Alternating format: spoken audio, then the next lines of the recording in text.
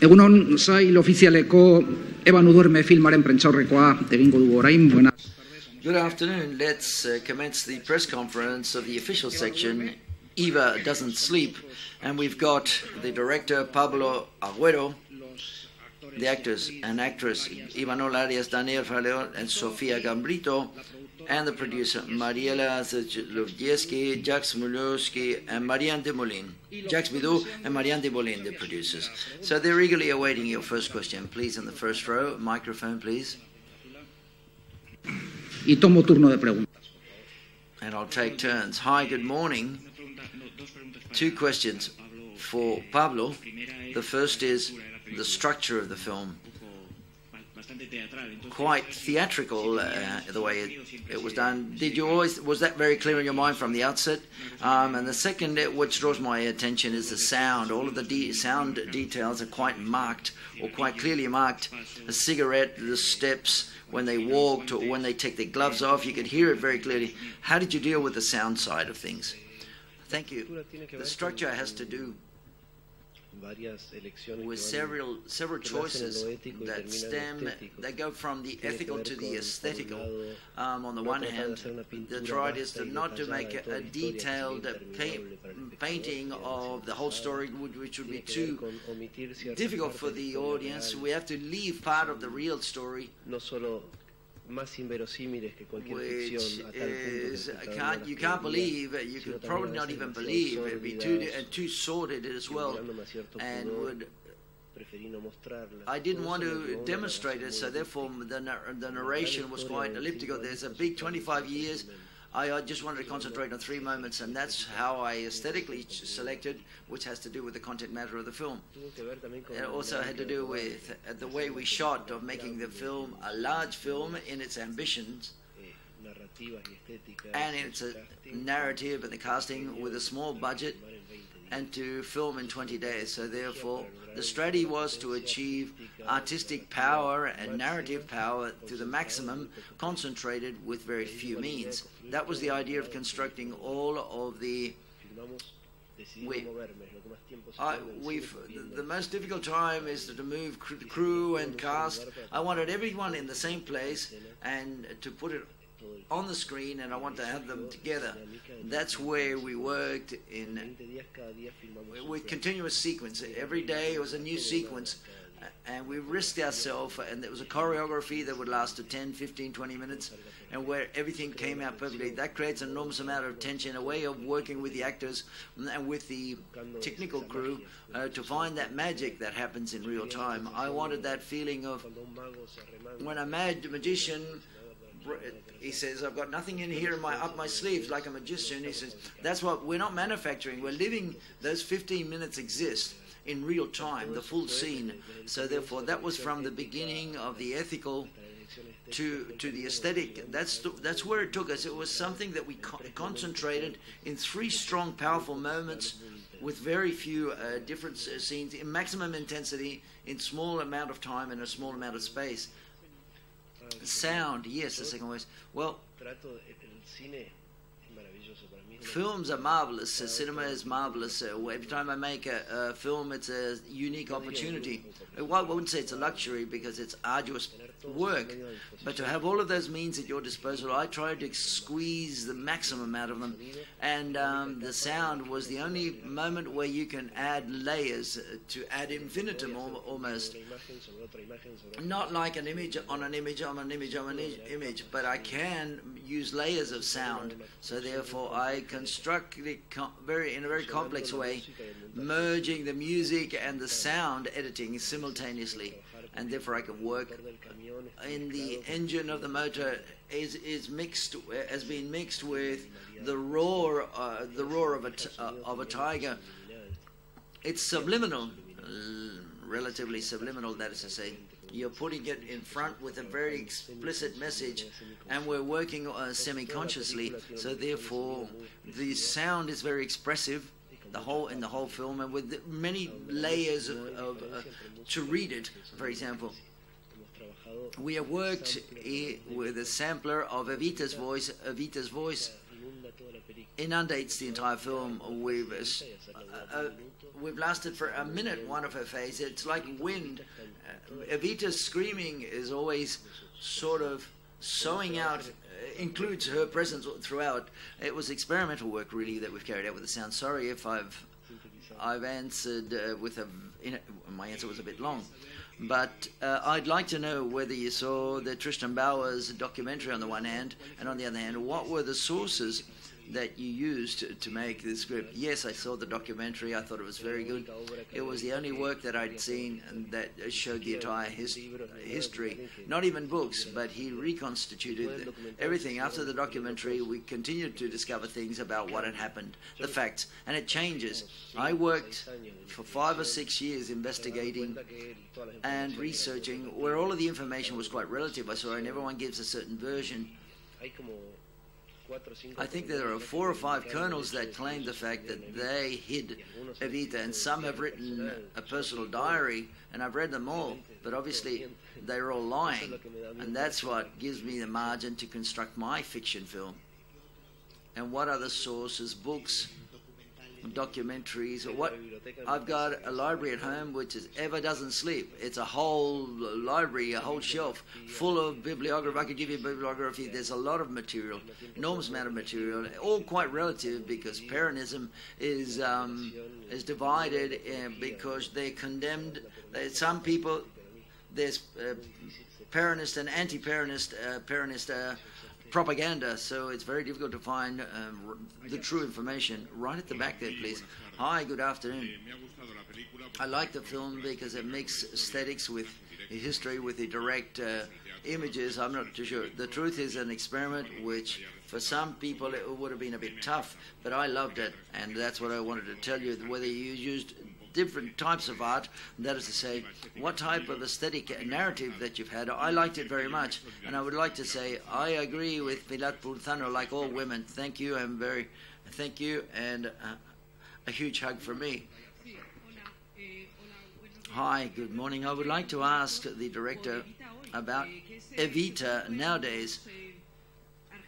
How the Argentinians of your age, that is a, when in your environment you say, I'm going to make a film about Evita, and to a certain extent, with this film, with these brushstrokes, explains many tragedies of Argentina. And I would like Imanol to say, well, where does this character stem from, whether it's imagined, or could you tell us a bit about the embalmer? Evita nowadays continues to be the political figure which is still very present in Argentina 70 years after her death. That persistent is what that film, a person turns into a myth after she dies, and she's still a political figure, and she's still very powerful. The relationship with my generation is quite particular in Argentina. Thousands of films were made upon the dictatorship that starts in 1976, and very little was talked about what happened before, how all half a century of dictatorships and repression that bring about that climax, which was when I was born, in my generation, 1976, 1977. I wanted to tell what happened before, since the Second World War is finished, World War II, and then the Peronist start and Peronism, all of that moment of repression, the bombing of the country. There were people disappeared, massacres, Evita's body disappeared. The idea is the struggle between a protectionist state model and a neoliberal model, and the position of the neoliberal state is done through a war inserted in the Cold War, which ends in 1976. I wanted to tell that part of the story that our generation has never got involved in learning. In my generation, our relationship with Evita, it's difficult. I was afraid, I said, none of the good directors in Argentina would do something like that because it's bad taste. Bad directors have that, but the good directors would never address an issue which is almost challenging good taste, and to talk about the history of a very renowned figure, but at the same time,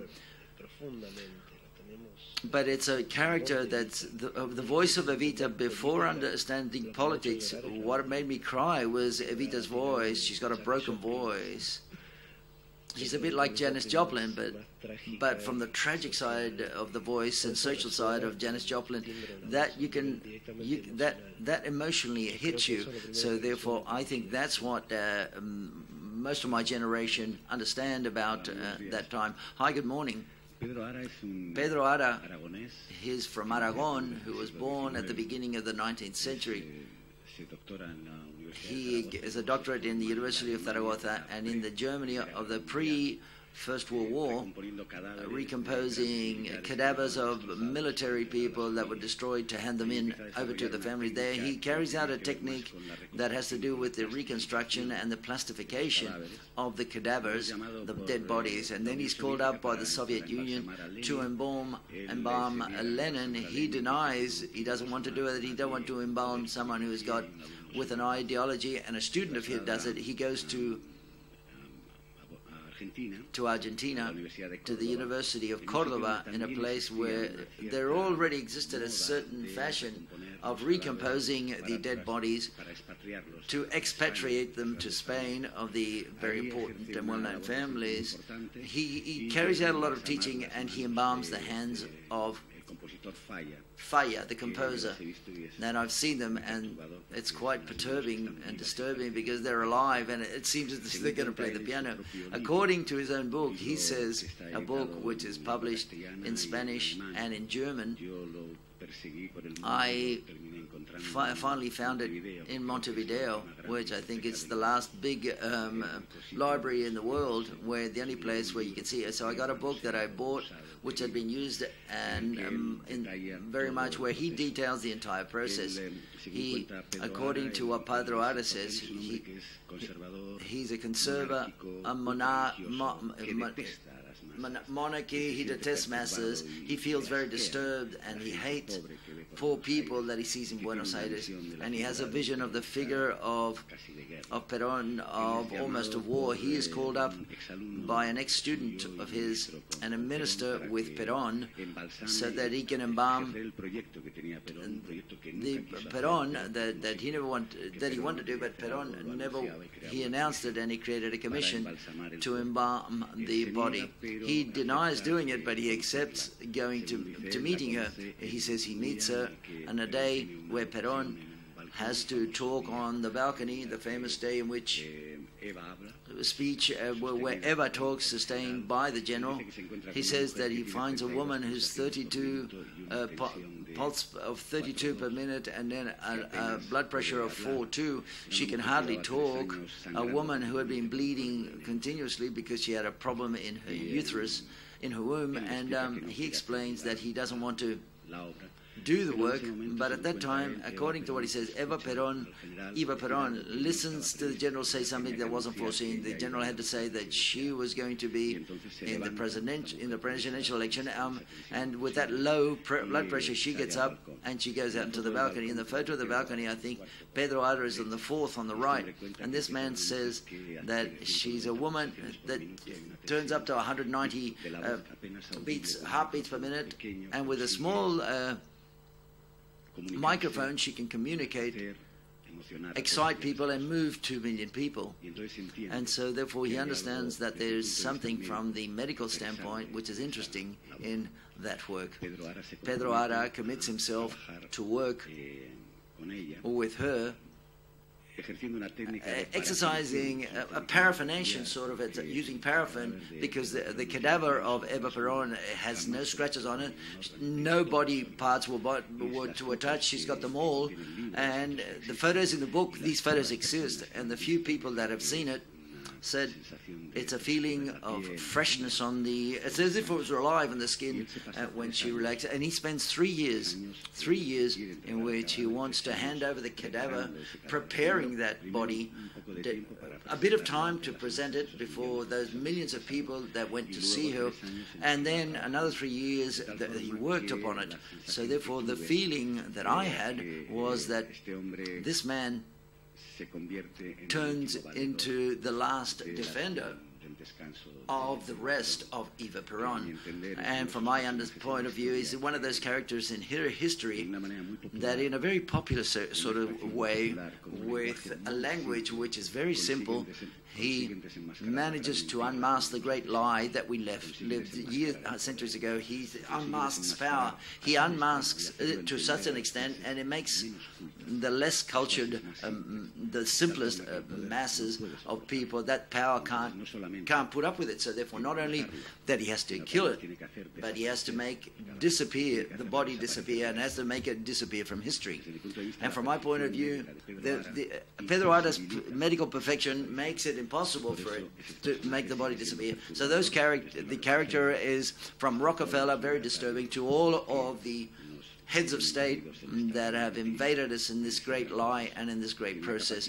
He has a capacity almost of, or the ability of, I don't know how to call it, a special ability of transmuting the lie and reality, transmute it into something that makes human beings, the simplest human beings, so that they feel alive and not asleep in the middle of injustice and the terror of war and stupidity.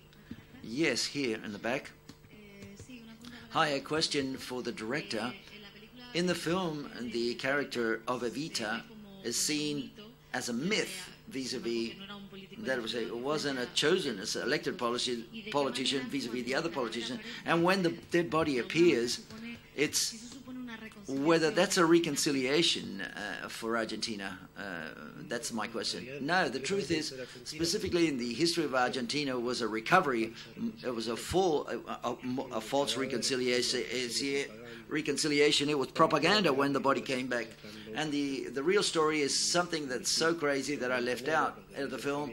The guerrillas that had killed Aramburu, the terrorists, when Perón comes back to power, elected democratically, and he dies, and his new wife inherits power, and she moves to the right and towards liberalism. To have political legitimacy, they steal Aramburu's body so that they can claim Evita's body coming back to Argentina. So therefore, Evita's body is brought by Isabel Perón's government, which is politically contrary to Evita. Evita, she talked about wealth, and she was Isabel Perón uses as propaganda to claim that she is the heir of Evita. You can't see it in the film. You just see a president of the nation who goes to receive publicly vis-a-vis the press a dead body, and she pays a tribute to it. That's never been seen in the history. This has never been seen before. I found that everyone wanted to forget about it, but so therefore it was a political recovery which was quite delirious, and they installed it in the presidential palace. They took her and they constructed it, and she lived there as if she was the president. This is a political recovery, and at that time the military are around Isabel, the same that are going to carry out the military coup, and they're the one that's going to bury her. So therefore it's interesting to see how capitalism recovers the revolutionary icons, like with what happened with Che Guevara, for example, that were used by capitalism later. Isabel uses the image physically. Isabel tries to seem like it. She does her hair the same, but with the aesthetics of 1980s, like a brushing in her hair. She looks like an extraterrestrial. The invasion, what was it? Mars Attack, I think, or what was the film? Yeah, Mars Attacks, that film. Or the TV series V. Congratulations for the film. I thought it was very good and very deep also. I found a phrase that I thought was great, which summarizes a lot of what happened to us and continues to happen to us. Aramburu, when Aramburu tells the guerrilla, Montonera, she tells you what's going to happen to him, and the girl says, those are ideas, and he says, which I thought was great, they're not ideas, they're techniques. Where does that phrase come from, that dialogue? Which is great, it's fantastic. It came out in the rehearsals, I think, if I'm not mistaken. We rehearsed with Daniel and Sofia and with the Montoneros, and during the rehearsals we discussed a lot about, we wanted the film to connect to nowadays, and there are anachronic links to it, basically. So therefore we demonstrated to Aramburu like a prophet, that is, say he's a war criminal in a certain sense, but he's nothing in comparison to the people that were going to come later. They were going to be monstrous. It was almost Christ-like and prophetic, like a prophet when he talks. Sorry, we can't hear what you're saying from the audience. I don't know. But I think that rehearsing and discussing it and going in depth what we wanted to say, probably it was Daniel who no, I think it emerges when we started to talk about Aramburu and the militaries. That's a historical passage, because the military that were trained by the French who acted in Algeria are the ones that came along with the entire process. That's to say, we also played, it's a bit anachronic. I don't know whether Aramburu's generation was more linked to the Department of State in the United States. With Alliance for Progress, the military, the come later, there's a documentary, if I recall, a French documentary, where it achieves testimonies of some of those military men who participated in the last dictatorship, where they confess the truth, that they did train the military men who gave the military coup of 1976. We wanted to demonstrate that Aramburu, it was like Godfather, the old Godfather and the new Godfather. Well, they're both murderers, but one has certain ideas.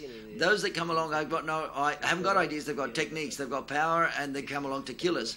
That's what's called postmodernism. That discussion, that phrase emerged, which is as cold as possible, that we used for the end of the film. Hi, I would like to ask you about the photography in the film. I think it starts with light and it finishes with light. And at what moment you decided that the photography was going to be dramatically important and narratively and expressively important?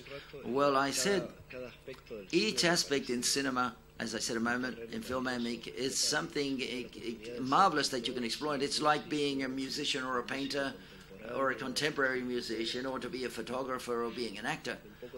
And perhaps a cinema director, for example, a filmmaker. I tried everything, and I knew that I was never going to choose excellence. I said I was not going to be, but I thought in the film, the photography, I think that in filmmaking there's an absence of light and darkness. There aren't chiaroscuros, that is, a light and dark. Each film's signature and author films, commercial films, are all illuminated. Too much light, and as it's too much light, there's no presence of darkness and light. And that's a personal interest that I have. And it's almost ideological. When you don't have light and darkness, you don't have black and white, or everything is quite clear, everything's defined. You've got nothing to try to find out what's going on and use your eyesight.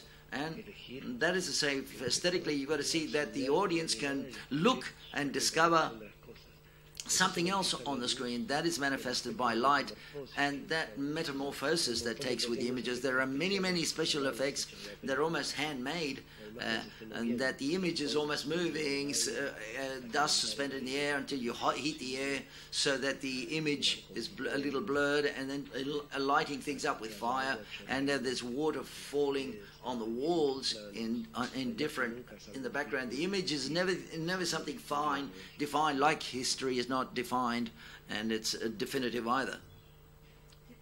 Hi. Two questions.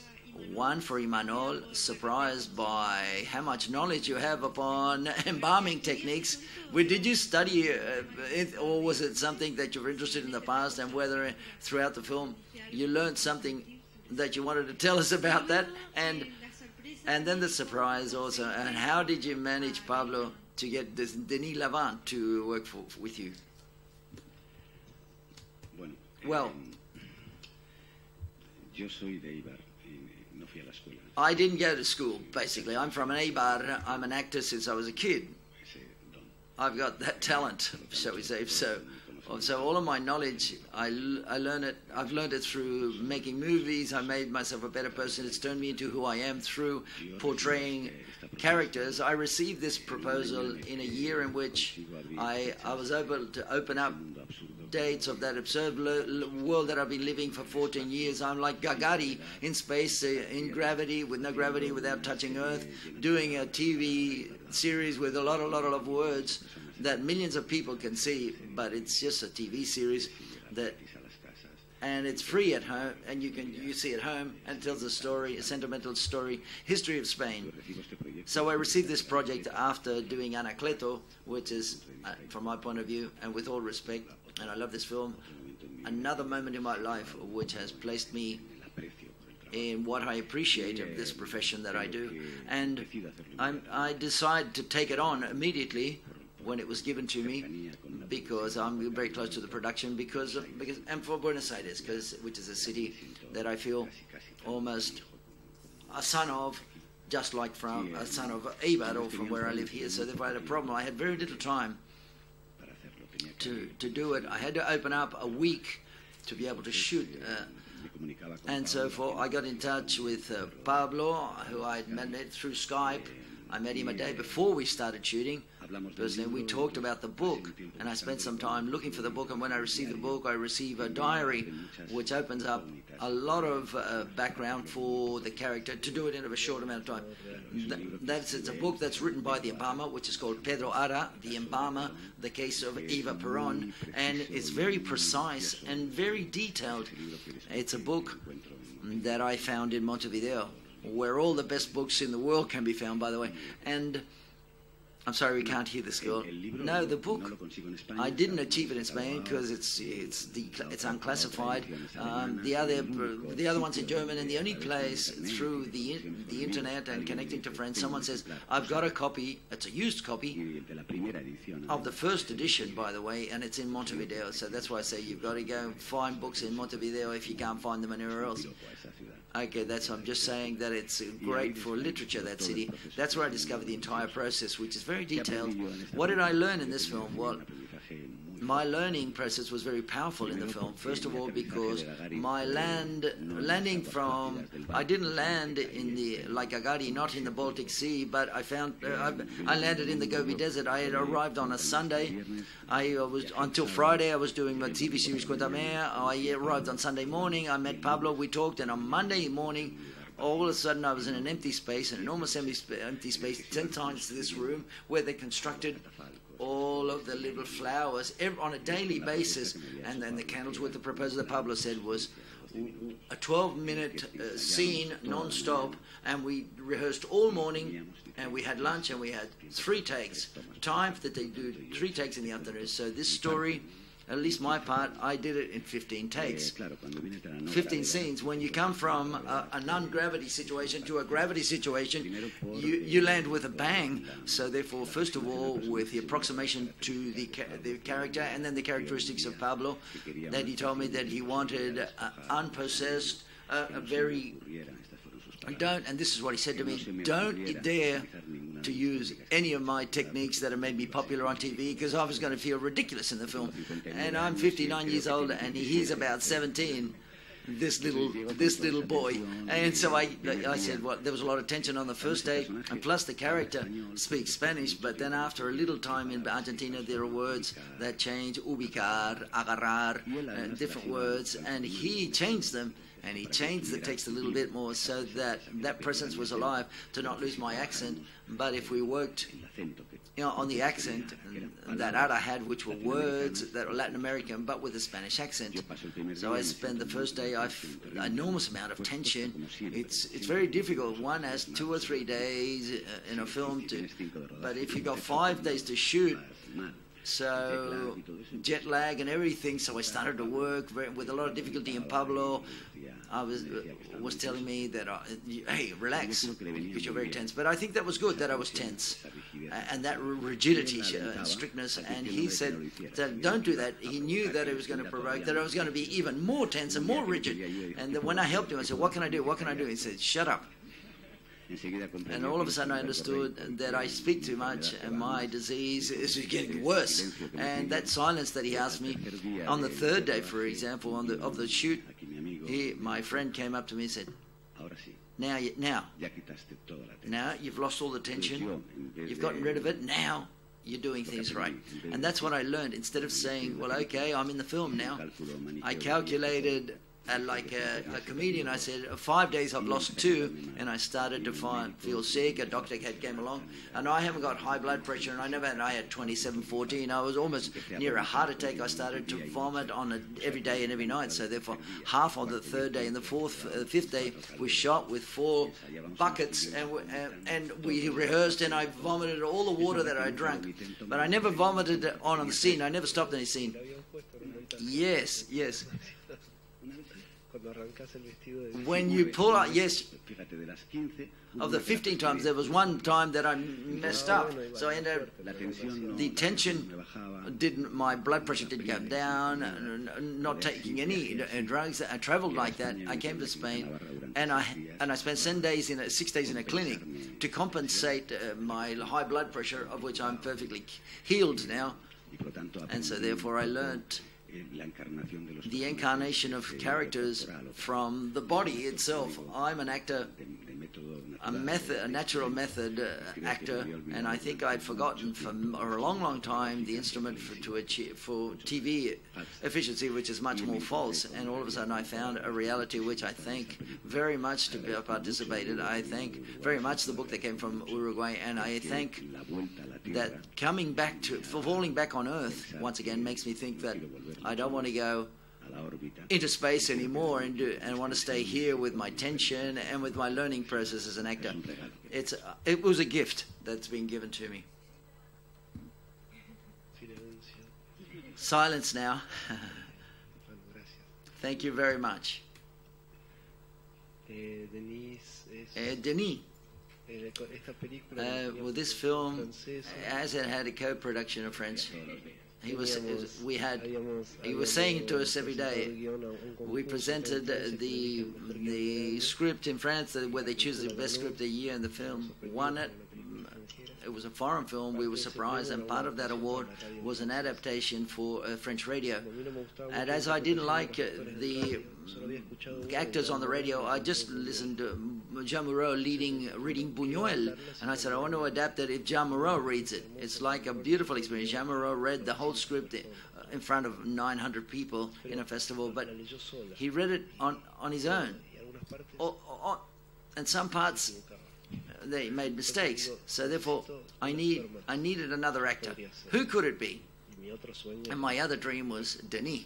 So therefore I asked for Denis, and Denis turned up, and he recorded the documentary side. He recorded it. And then for the film, I thought more Mads Mikkelsen, for example, who had impressed me in several films. And then there's a film that had been in the Cannes Film Festival. Mads Mikkelsen and Denis were have a monologue. What's it called? What was it?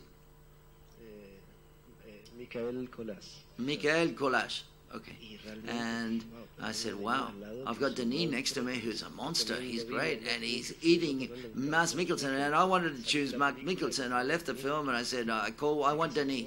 I want Denis Lemon to do the character, as if I'd forgotten to have the great actor. And the films I've seen of his are impressive. I hadn't seen the last one, which is also incredible, where he plays 12 characters. So therefore it was very close in my mind, shall we say, when I proposed it. It was a challenge because he's got a very heavy calendar. He not only makes movies, but he also films, but he's on stage in the theater. He's doing Othello, and the next day he'll do a monologue of Celine, jumping on stage, and monologues, long monologues. He doesn't speak Spanish. He had to learn everything by phonetics. I was in Argentina. We sent recordings. So it was an enormous challenge. But like Emmanuel says, He's the person that made the film not only be okay, that kind of character that makes it overflowing and turns into something else.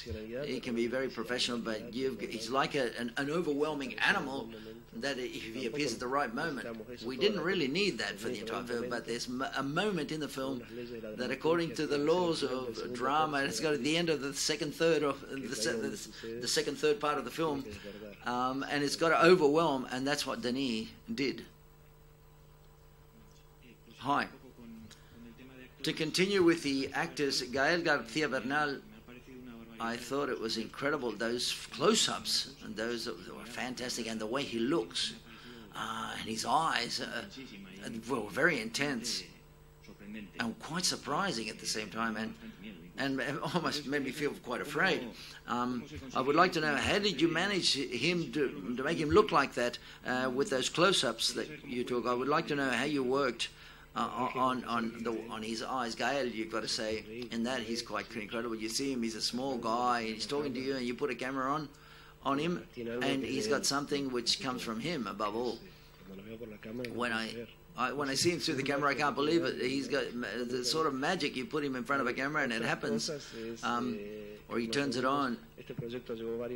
This project has spent quite a year. Every year we got together with Gael and we talked about the character.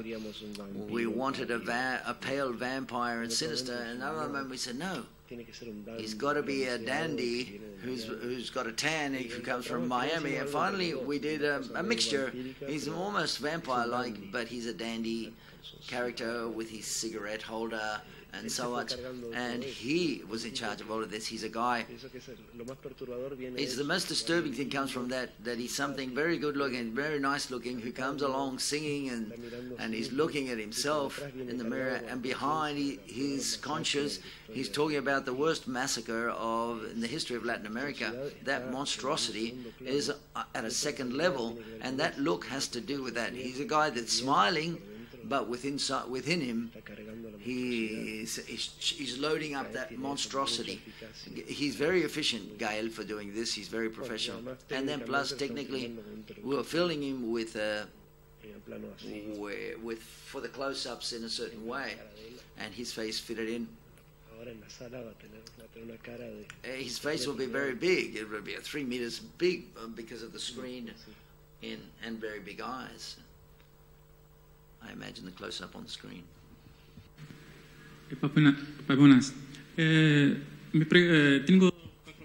I've got 4 questions.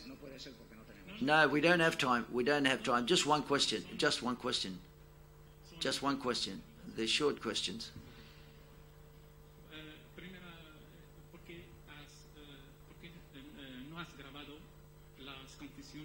Why didn't you record the Colonel's confessions? Why didn't you think about other alternatives? You don't kill him, so like a reconciliation process. And the third question, to show the body of Evita Perón dead, is it to avoid the image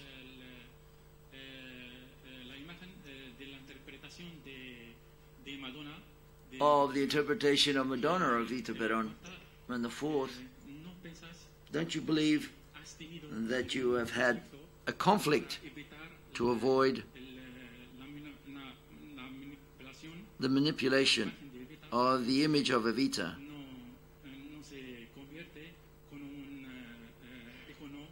so that it didn't turn into an advertising icon? Thank you. The search between the tone and the historical background.